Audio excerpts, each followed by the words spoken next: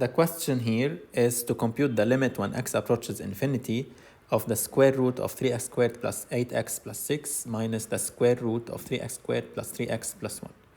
Now notice at the beginning that 3x squared plus 8x plus 6 will approach infinity when x approaches infinity, which means that this part of the function will approach infinity, and the same happens for this part of the function.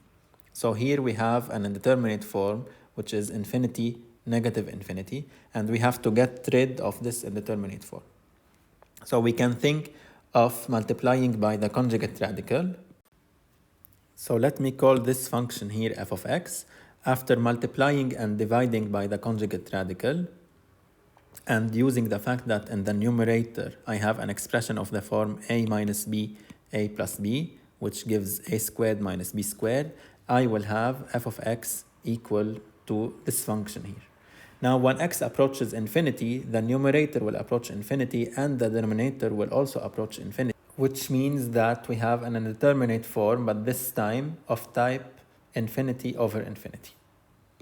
Now we know that near infinity, each polynomial will behave as its leading term, which means that the numerator will behave as 5x, and 3x squared plus 8x plus 6 and 3x squared plus 3x plus 1 will both behave as 3x squared. So we can see this by factoring each polynomial with the largest power of x. Now in the denominator, when we factor each polynomial under the square root with x squared, we use the fact that the square root of x squared is equal to the absolute value of x, so we will have f of x equal to this function.